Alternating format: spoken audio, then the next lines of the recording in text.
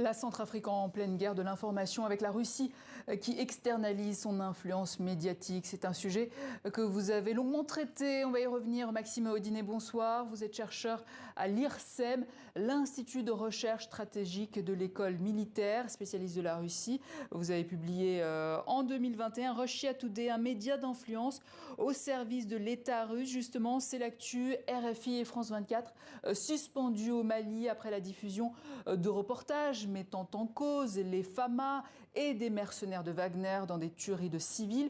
Beaucoup sur le continent estiment que cette suspension est également une réponse à l'interdiction de RT, Russia Today et Sputnik sur le sol européen après l'invasion russe de l'Ukraine.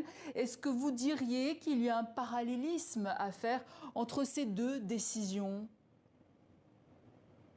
Bonsoir. En effet, je pense que ce qui est intéressant, c'est qu'on voit qu'il y a une forme de transposition en fait de l'invasion de l'Ukraine par la Russie dans le contexte africain avec plusieurs éléments qu'on retrouve et c'est vrai qu'à l'échelle notamment de certains médias maliens ou plutôt sur les réseaux sociaux également, on voit ce parallèle qui est fait pour en quelque sorte justifier a posteriori cette interdiction de RFI et de France 24 au Mali au nom de l'interdiction et de la suspension de RT et Sputnik au sein de l'Union européenne. Après, ce n'est pas quelque chose que, en tout cas de mon côté, j'ai observé dans le discours officiel malien, mais on peut tout à fait imaginer effectivement que ce parallèle peut être établi pour tout simplement faire ce qu'on appelle du whataboutisme, c'est-à-dire dire finalement que vous-même, Européens, vous interdisez des médias et donc ça justifierait cette propre posture au Mali. Un parallèle à faire parce qu'ils sont aussi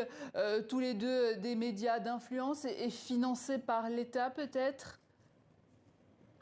Alors effectivement, ce sont des médias qui sont tous financés sur des fonds publics. Après, la différence, naturellement, elle s'observe du point de vue de la dépendance ou de l'indépendance éditoriale. Et de ce point de vue-là, il y a une différence très claire.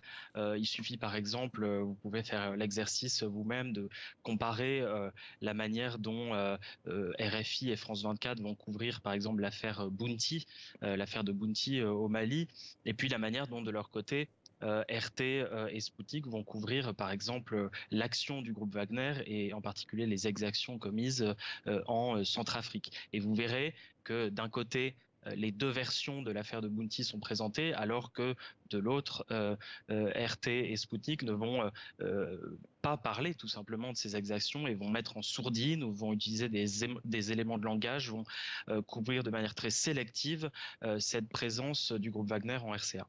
En tout cas, cette décision de suspendre RFI et France 24 semble être populaire au Mali. De son côté, RT, bloqué en Europe, tente de se déployer en Afrique de l'Ouest, notamment, d'autant plus qu'il y a une demande des francophones d'Afrique. Est-ce que finalement, ce n'est pas tout bénef pour RT ?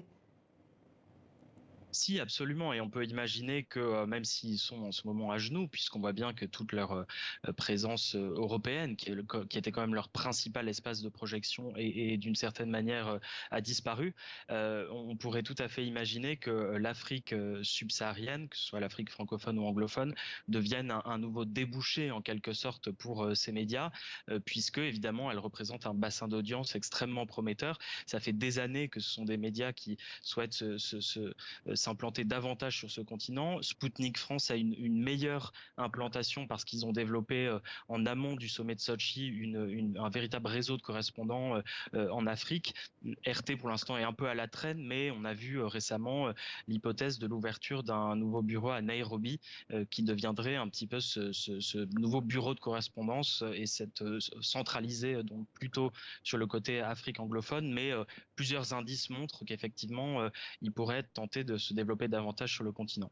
Maxime Audinet, merci. Je rappelle que vous êtes chercheur à l'IRSEM, l'Institut de recherche stratégique de l'école militaire, spécialiste de la Russie, auteur de Russia Today, un média d'influence au service de l'État russe.